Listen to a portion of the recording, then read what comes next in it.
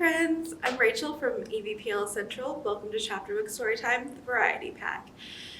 Now, if you've watched before, you know that I love a good fantasy book. I just cannot get enough. And when I saw the one we're going to be reading today, I knew that we had to share it with each other.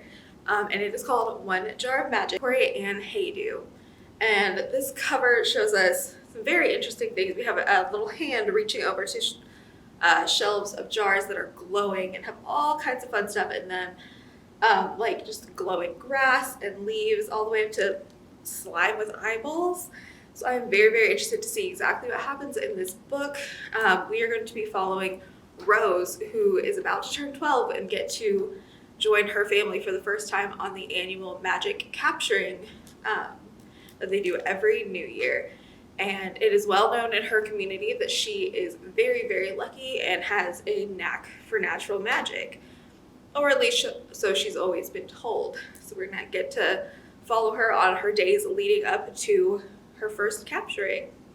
Alrighty guys, everybody take a second and get comfortable, and we will get the best jar, I think, is one filled with a thin layer of gray fuzz. It's the sort of thing that would be caught in a dryer, not caught in a mason jar. But I like how it looks alive, like it belongs in the sea, attached to a rock, or on the moon, nestled deep into one of its crevices. It looks like something you don't care about, or wish wasn't around, or has been disposed of. But actually, it's magic. What do you think it does? I asked Lyle when we pull it from the closet. We're looking for one of Dad's scarves, the orange one that looks like someone made autumn into yarn and stitched it right up. Dad has an enormous collection of scarves, all of them hanging in different closets. As if there's nothing else one might put in a closet. Our coats live on the living room couch and coffee table and TV stand, and our rain boots live on the porch, and even our clothes only ever live in dressers or on top of the washing machine. Closets are for scarves and jars. I've drawn pictures of our living room, and no one believes that's how it really is. Maybe they think it's weird or ugly, but I've never lived anywhere without coats or on bookcases and coffee tables, jackets hung on the back of every chair, 3 or 4 at a time. Our whole life in piles, right there for the taking. It's how my father has to live, so it's how we have to live. Sometimes I wish we could eat dinner at the dining room table or sit comfortably on the couch to have a life that looks like Ginger's or even Maddie's. But then I wouldn't have my father, and the trade-off seems pretty fair. An extra magical life for the low price of having to look at parkas and fleece jackets and down vests all over the living room. The jar in my hands now is one I haven't seen before. There are a lot of jars in our cramped, messy home here in Bellingbright that have been hiding my whole life. When I find one, I want to know everything about it. It's like a family member I'm just learning exists, someone I might grow to love. Lyle doesn't feel the same way. Not about this jar, but not about any other jars either. Maybe it's one to make things dirty, Lyle says. He's turning the jar around and around in his hand, but it looks the same from every side. Lyle's a lot like Mom. He's been around magic his whole life, and he's captured a normal number of jars of the stuff, but he doesn't have a feel for it. Maybe it's for dreaming, I say. I feel like the spidery gray could look like the gray clouds that come in at night, that the hazy way it's floating in the jar is a lot like the way dreams are blurry and hard to explain. I don't know, Lyle says. I guess you'd know better than me. He says it with a shrug, as if he doesn't care. But I think maybe he does, because the shrug is just a little too long, and his gaze meets the floor when he does it. Dad would know, I say. It goes without saying, though. Dad knows everything about magic. Or if he doesn't know everything, he knows more than anybody else. And maybe that's the same as knowing everything. One thing Dad knows is that I am like him.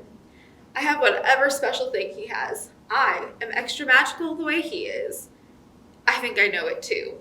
Sometimes my toes tingle, or my breath catches, or my head rushes, and I think, yes, there it is, my magic, my bit of something special, just like Dad said I would have. Show me the last jar you captured, I say to Lyle. He doesn't have something special. He doesn't have the something special that Dad and I have, but he captures a few jars of magic every year, and he still has one left from last New Year's Day. He lumbers back to the closet and pulls out a jar with a green shine to it. I've been thinking of using it before we head to the lake this year, he says. Not sure what it does. Turn something radioactive, maybe? Can magic do that? I don't reply. I don't think he's really expecting an answer, and besides, the answer is that magic can do almost anything if you capture the right bit of it and save it for the right moment. If you know how to use it. No need to hang on to it when we're about to get a whole bunch more, Lyle goes on. He smiles at the way the green glows and how the strange sharpness of light turns his hands green too. You really think we will? I ask. I think you will, Lyle says. You're a little luck. You were built for this. I wait for the tingling, catching, rushing, the promise of who I'm meant to be. I think it's there. Maybe in the tips of my fingers. Well, that's what Dad says at least, I say, but inside I'm smiling. Guess we better believe him, Lyle says, and maybe it was supposed to be funny, but the words drop and clunk and clatter. They sound heavy. Lately, everything Lyle says has more weight than it used to. I wish I could ask him why, but we don't ask each other why. Time to practice some more, little luck, Dad calls from the top of the stairs as if he's heard us talking about him and doesn't want too much more to come out of us. Then he's there in the room with us, and he's taking up most of it, which he always does. It's what we love about him. The way he is always so here, when Mom is often a little bit not here. She likes to talk about other places, other towns, even showing us pictures of places without magic. But Dad is here, and now, and always, and urgent. He has the striped scarf on today, and his oatmeal sweater, my favorite to borrow, and he's carrying his own jar of magic. He's barefoot. He is always barefoot. Inside the jar, there's sticky blue magic, a texture and color I haven't seen before. Is it for the weather? I ask. It looks very much like weathery magic. Could it be some kind of friendship thing? Unity? It looks like it stretches. Isn't stretchy magic for bringing people together? Lyle asks. He's trying. He doesn't want anyone to know, but he's been reading all about magic in his room in the early mornings and late at night. I know, because he has a habit of reading out loud when he's on his own. He says it's easier for him than trying to read inside his own head. Because of that, my whole life, I've always known what Lyle's reading. I listen through the walls. I don't even try very hard. We hear a lot in this house of ours. Thin walls and loud voices, and maybe the magic makes sound travel. Maybe it bounces off the jars. Whatever the reason, I like knowing what Lyle is reading. Sometimes I think that knowing what someone is reading is almost exactly the same as knowing what they're thinking, or at least knowing what they care about. So when Lyle seems far away and annoyed with me and ready to up and leave and join some other family without a famous father and a sister who everyone's sure is going to be all kinds of special, I listen extra hard at the wall our bedrooms share, and it makes me feel close to him again. Can we show Mom? I ask. Dad's not telling us what this jar of magic is for, and he doesn't seem to be gearing up to anytime soon. Be my guest, Dad says, but she won't know. He's right, of course. We show it to Mom, and she holds it up to the light the way Dad taught us all to do. Dishwashing detergent? She says. I think maybe it's a joke, so I start to laugh, but she doesn't laugh, so I stop. It's magic, I say, which she should know, which she does know. But sometimes Mom is so spacey, I can't tell if she remembers even the simplest facts of our world. We live in a magic-filled town called Bellingbright. I am her daughter, Rose. I will capture magic for the first time in 5 days. It is starting to snow. Maybe it's dishwashing magic, Mom says, and Lyle's the one laughing now. And for a second, it's precarious, like it might make Mom cry. Mom is quick to cry, but she's quick to laugh too, And that's what she does this time. She laughs with Lyle, and it lets me know that I can laugh too. So I do. Hard. Who in the world would need dishwashing magic? I ask through my giggles. Someone who really hates dishes, Lyle says. It would not be the worst kind of magic to have, Mom says, and I think she means it. I think she'd like to get her hands on some chore-doing magic. It exists, but it's mostly for beginners. 12-year-olds usually capture only the safest kinds of magic. The ability to get rid of bug bites, magic for painting your nails without using nail polish, magic to help you win your soccer game. Some people never get any magic bigger than that, no matter how old they are. Some people only ever capture the simple and safe and silly magics. No one will ever tell us why, but we sort of know why anyway. Dad says he knows why. He says you capture what you're meant for, what you're ready for, and what you deserve. We bring the jar back to Dad. We give up, I say. What is it? Lyle asks. Can we take the night off from magic? Mom asks. Mom can capture more than nail painting magic, but not by much. She usually captures 20 jars of mild magic. And if Dad's right, then I guess that means Mom's meant for things that are gentle and easy. Sometimes she'll get a jar or two of something more. Magic that can turn a blizzard into a flurry. Magic that can turn the flu into sniffles. Dad calls it de-escalating magic, which makes it sound especially boring and unimpressive. But it's respectable. And Mom doesn't seem to want any more than that. Dad pretends not to hear her. Sometimes I wish Dad would be a little more like other people's fathers, thinking about things aside from magic and how to get it and what to do with it once we have it. But then he wouldn't be Wendell Anders, and I wouldn't be Little Luck, and we wouldn't be surrounded by all this magic to begin with.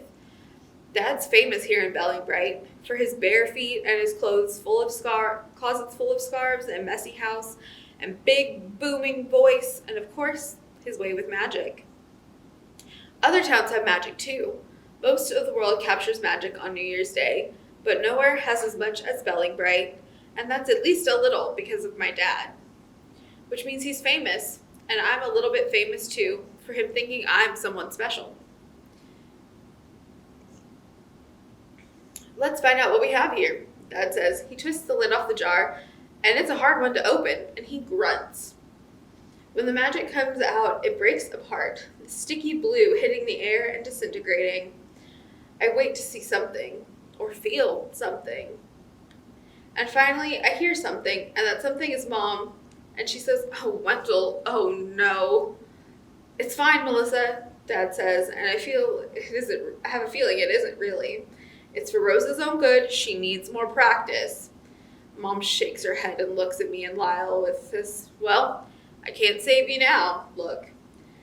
I wish I should have remembered. She says, I've seen it before.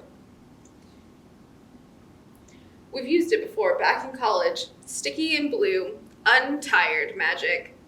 Untired, I ask. "You won't need sleep," Mom says. "None of us will, I guess." "Is that allowed, Wendell? Can you use untired right before the capturing?" It's funny, the name of the magic we just let out is Untired, but Mom sounds downright exhausted. "It's fine," Dad said. "It's to help us practice. Not cheating, just more time to work on things before the big day." Mom tilts her head and scrunches her eyebrows. "We need as much time as we can get. Our Little Luck is going to blow them all away. Capture more jars of magic than I did my first year, I'll bet you anything." Lyle and I are quiet. We still don't know what the jar with the gray lint does, or what the green light in Lyle's jar does, but we know what kind of magic we are swept up in right now. A strange, sticky one that we didn't quite ask for and probably don't want. But when Dad's the one in charge, you don't say no. You don't even really want to. Chapter 2. There are places without magic. We don't know exactly how many, or at least they won't tell us exactly how many. But maybe it's a dozen, or maybe it's 100, or maybe it's even more, because the world is very big, and Bellingbright is very small, and very few of us have gone much farther away than to Blue Lake. Mom's been farther. She's been to a place without magic. I ask her what it was like when we were both lying down in my bed, closing the book we've been reading together. We're untired, but we're doing our bedtime ritual anyway. Mom reads books with me before bed, just like she used to when I was too little to read on my own. We read a chapter at a time, passing the book back and forth. Dad's never able to sit still long enough to read in bed with us, and Lyle likes to read by himself. So this is the one thing that belongs to me and Mom alone. Places without magic are slow, she says. Slow but intense. People look at you for a long time. They ask so many questions. They seem unfocused too. It's hard to explain. And they seem sad, I ask. I picture them as sad, floating around, looking for something to do or care about. We think about magic all the time. We dream about it. It's what we do. It's the thing that decorates our home, and it's how we dress ourselves, and it's how we know what to feel about this person or another. It's a question we are always asking. Is this because of magic? Is this color real, or did magic make it? What about this taste, or the way the night sometimes feels so fast and sometimes lasts forever? Might that be magic? Not sad, no, Mom says. Not exactly. Sleepy, maybe? They seem sleepier than us. They're tired? My untired self asks. I'm trying to picture a town of sleepy people wandering around in their pajamas, their eyes halfway closed, their voices mumbling with dreams. Good sleepy, Mom says. Maybe not sleepy at all. It's hard to explain. It's different. Are you practicing up there, Rose? Dad calls from downstairs. He knows the answer. You can hear everyone and everything in this house. He knows Mom and I are reading, and he doesn't love when we do anything he doesn't do. He likes it when we're thinking about magic. You know, I didn't open the jar so that you and your mother could find out what happens in some princess locked in a castle. We don't read books about princesses and castles, but I know better than to say that to Dad. I don't say anything at all, and neither does Mom. She kisses the top of my head and stops herself from turning my light off. I stretch my fingers. Sometimes my wrist aches before bed or when it's raining, and maybe it's going to rain tomorrow because there's an ache now from the stretch. I look for the 100th time through Dad's notebooks about what magic looks like when it's at the lake before it's caught in the jar. I've memorized whole paragraphs of his scribbles. He's promised it will all make sense when I'm standing on the shore in a few days, welcoming the new year by capturing my first jar of magic. Being the person he says I'm meant to be. Hours into my studies, Lyle knocks on my door. It's late, but it doesn't matter when you're untired. Maybe she meant calm, Lyle says. Huh? I had been lost in thought about jars of magic, hundreds of them lined up, and me smiling proudly in front of them. Mom, she said people without magic were sleepy, but not tired. Maybe she meant calm or peaceful. Maybe you were listening through the wall, I say, but of course Lyle knows he was listening. He doesn't need me to tell him. I bet he always listens, the way I always listen to him. Lyle shrugs. You're loud, he says. Okay, I say, but we let each other lie sometimes. It's easier that way. I bet they're scared in those places, I go on. I'm thinking about last year when I had an allergic reaction to a nut I'd never had before. I'm thinking about how my throat started to close up and my eyes were watering and how I could feel my heart beating all over. For a moment, I forgot about magic. I just felt my body and the way it responded and the terror of not knowing what to do. Dad was outside, as always, and I hit the window and he saw me there. He saw my hand on my throat and the color of my face changing from white to blue, and he grabbed one of the 20 teeny tiny jars of magic he keeps tucked in special folds in his jacket and shirts and pants, little jar-sized pockets that Mom made especially for him. And he held the jar to my mouth and told me to take a big breath, and he said, "Let her breathe," to the magic. And in no time at all, I could breathe, and even the fear of it faded. By the time Mom got home, the whole thing felt like a memory, and like a little like a funny story, and not at all like something to be scared of. I still don't eat nuts. Magic doesn't last forever, and it's hard to know exactly when a certain bit of magic might run out. Some jars have magic that lasts a few minutes or hours. Others have magic meant to last lifetimes, generations. Dad usually gets long-lasting magic.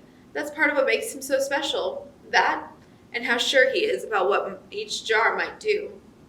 In other families, someone might not know if the cloudy white magic or the silky silver magic was the right one for restoring my breath. Or maybe they wouldn't have even caught strong enough magic to save me. In other towns, far away, ones without magic, there is no solution to the unexpected things that go wrong. Bad things happen, and then what? I'm scared sometimes, Lyle says. But we shouldn't feel any fear. If we're sick, magic cures us.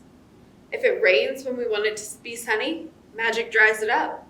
If we are hungry, magic bakes us a cake, roasts us a turkey. What do we have to be scared about? I ask Lyle. He purses his lips. Not scared, Lyle says, but, we aren't scared of Dad, but we worry about him sometimes, which is normal. He's our dad. He's the most magical man in all of Bellingbright. It is a big responsibility, and that means we have a big responsibility too, to make things easy for him, to make our home a happy place, to be good so that he has time and space to focus on magic. He has the broadest smile and the boomingest laugh and the friendliest wave. He's the best person I know and probably the best person anyone in Bellingbright knows. There's nothing to be afraid of because as long as we are good and happy and easy, then Dad can be good and happy and easy too. The magic will be ours and we will be its too. And we will be the magical Anders family, and we will have jars in every window and in every closet and hidden in secret pockets in Dad's clothing. And it shouldn't be very hard to be good and happy and easy with all this magic everywhere. Chapter 3. In our Global Studies textbook, there's a photograph of one of the places Mom's visited. There's a clock tower. It's brown, maybe brick. The hands of the clock are long, maybe bronze. How does it work? Ginger asks. She's my best friend, and she's good at asking questions that other people might feel silly asking. Does it just stand there? Just stand there, Miss Flynn asks. The clock. In a non-magical town, what does it do? It tells time, Miss Flynn says. She has a smile on her face like she's answered this question before, and I guess maybe she has. Maybe every year in Global Studies, she has shown this very picture of a clock and waits for the first person to ask how it could possibly tick and talk in that non-magical town across the ocean. But with what? Ginger asks. Inside there are wheels, and the wheels turn and make the hands go around, and sometimes it even chimes. Without magic? It's me this time. A chime is a magical sound, created by jars of magic filled with specks of gold and silver. We've all seen chime and bell magic. We've heard it every single day of our lives. Whoever gets jars of this particular magic is in charge of the clock that year, and it's been the same person, Gregor Barnum, every year that I've been alive. He's good at it. He loves clocks, and he doesn't mind getting up in the morning to make them ring out and wake the rest of us up. People like Gregor Barnum prove that magic knows where to go, and it is finding us as much as we are finding it. These clocks work without magic, Miss Flynn says. They work with bells, with metal, and the way it vibrates. Things made with human hands, a very precise art. She looks almost admiring, and it makes me nervous, but I don't know why. She keeps her gaze trained on the photo of a clock, as if somehow not magic is something special. When everyone knows that special and magical are basically the same word, you can't have one without the other. Magic is a precise art, I say. Capturing jars, knowing what to do with them, it's all very precise. Yes, of course it is. Very precise, I say. That's why my father, why he needs so much peace and quiet, Ginger finishes for me.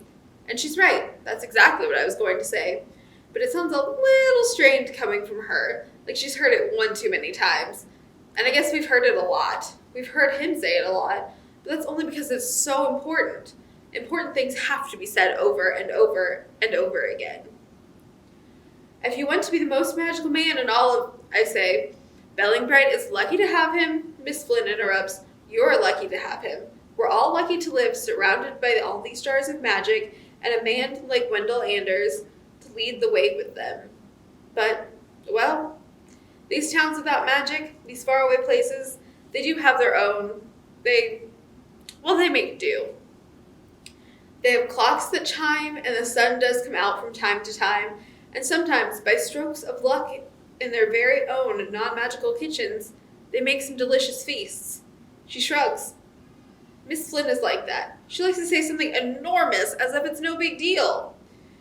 She keeps 2 jars of magic on her desk, fewer than the other teachers do. One has lake water inside that bubbles occasionally. One has a bright red light within. We've asked her why she doesn't bring more jars, and she shrugs to that question too. I don't think I've ever seen my dad shrug, and maybe that's why he's so magical. I decide I will stop shrugging immediately. I start right now.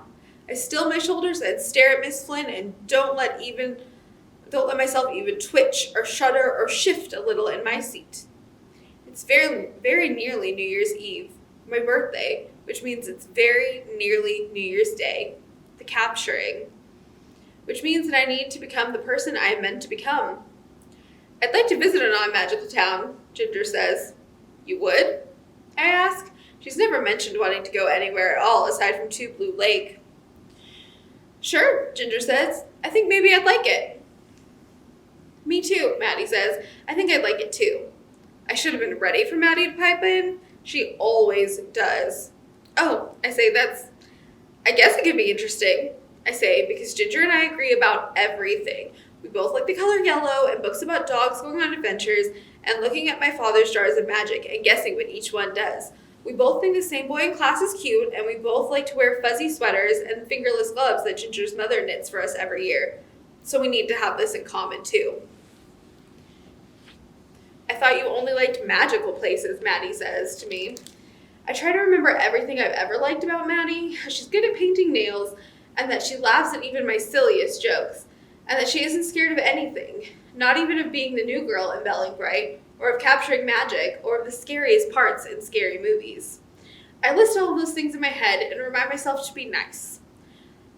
Maybe truly nice people don't have to remind themselves, but I do with Maddie, when she's acting this way. I don't know what I like, I say by accident. It's not what I mean, and it's not true, and I straighten my back and try again. I mean, I like it here, and I don't know about out there, but my dad says if you have enough magic, you can make it here into anywhere, so... And then I shrug, even though I promised myself I wouldn't. I want to be just like Ginger, and I want to be just like my dad, and I somehow want to be myself too, but I'm not sure there's any room for me to be all three. There's a long pause, and Miss Flynn doesn't say anything to fill it up, and no one nods or agrees with me or says their father said the same thing. And even Ginger is just sort of pretending the whole conversation never even happened. I think I see her look at Maddie and smile, but maybe she's just holding back a sneeze or something. Dad says that being special can be lonely. No one understands you, he said very, very early this morning when we were practicing jumping and running in the front yard. Not fully, not all of you. He looked half sad and half proud when he said it. I want to be special, but I don't want to be lonely or misunderstood. I guess the magic will have to decide who I am and who I'm meant to be, even though my dad and I and everyone in Belling Bright already know. Chapter 4. There's a firefly batting its wings against my palms, and Dad said that's how magic feels when you catch it. Like a flutter, a blur, a tickle, a whisper. I let it go after only a moment. It's not magic. It's a firefly, and it deserves to be free as much as anyone else. I've been practicing for New Year's Day by chasing fireflies and catching them with my hands. I let them bat against my palms for a single moment, imagining that they are magic, and then I release them, knowing they aren't magic at all. Just because something looks like magic or feels like magic doesn't make it magic, Dad's always saying. Don't be fooled. You don't get this many jars of magic by chasing something else entirely. It's at this point that he always waves to the jars, dozens and dozens of them lined up in our windowsills, on the mantle, on the high shelves of the bookcase. Soon I'll have 5 or 10, Or maybe, like Dad did on his first year, 23. The thought gives me a rush. I practice for New Year's Day barefoot, even when it's cold. I don't have gloves or a practice jar or a net or Ginger's high leaps or Lyle's ability to see magic where most people only see air. I don't have anything but the way Dad looks at me, and he's sure I'm something special, like he's sure I'm his. It's cold tonight, a few nights before we travel to the shore to capture jars of magic. It's so cold I have on 3 sweaters. One is mine, one is my mother's, and one is my father's. The top layer, my father's, is a thick beige cardigan that smells like him. Bacon and sugar and the woods. It might be a lucky sweater. Anything of his might be lucky, so I've wrapped his gray plaid scarf around my neck 3 times, and I'm wearing his wool hat too. It's brown and threadbare and not keeping my ears very warm at all, but my father is the best capturer I know, the best capturer anyone knows, so it's worth doing everything I can to be just like him. Rose, Mom calls from the kitchen window. Shoes, please. You know I can't, I say. You'll freeze. Dad's never frozen. That's true, I hear Dad call. He's probably sitting at the kitchen table polishing jars of magic, readying himself to capture another few dozen jars on New Year's Day. Bare feet make all the difference. Let the girl practice however she wants. Her toes will be fine. Rose, pack some socks in your pockets for an emergency to make your mother happy, okay? I can hear his smile. It's just as easy to hear my father's smile as it is to see it. A fact about him that I love. Do you have some I could borrow? I ask. Lucky socks? Rose, Lyle calls out. He's not practicing. He's sitting in the window seat and watching me work. It's his 3rd year capturing magic, and he's done fine every year without so much as thinking about footwork or smelling the air or how fireflies feel when asking your hands to let it go. He's done fine, but Dad and I are meant for more than fine. You don't need lucky socks, Dad said. You're the luck. The year I was born was his best year ever. I came into the world only a few hours before New Year's Day, and he said he caught them for me.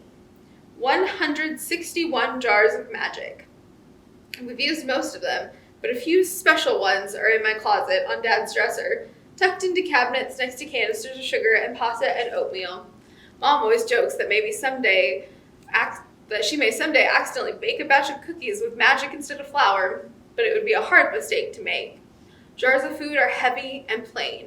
Jars of magic are practically weightless and filled with things like beams of light and the smell of ocean and dandelion seeds, the kind blown from the stem when making a wish, the kind that look like discarded bits of clouds. Our children are both the luck, Mom says, which is what she always says when Dad calls me Little Luck. She says it's for Lyle's benefit, but I'm not sure Lyle cares. He shrugs now and turns the page of a heavy book. He scratches a place behind his ear. He hums some song that all the kids at school are into lately. Dad comes outside. He takes off his shoes and digs his feet into the ground. You've got this, Little Luck, he says. Close your eyes. Try to hear the magic. Dad says magic sounds like someone blowing an eyelash off their finger. He says sometimes it sounds like a wind chime if you shrunk the noise and turned it to air. I close my eyes and listen. When I hear nothing, I close them tighter, so tight my head beats and my feet lose their focus and my face scrunches up. You hear that? Dad says. I'd bet anything his eyes are closed too, but I'm not about to open mine and look. The magic is close. The days are dwindling. It's almost time. I hold my nose because I've heard that some senses get stronger when others are stopped. I try to stop breathing altogether. I bow my head and imagine my ears are getting bigger and bigger and bigger, big enough to hear the magic gathering at the shores of Two Blue Lake.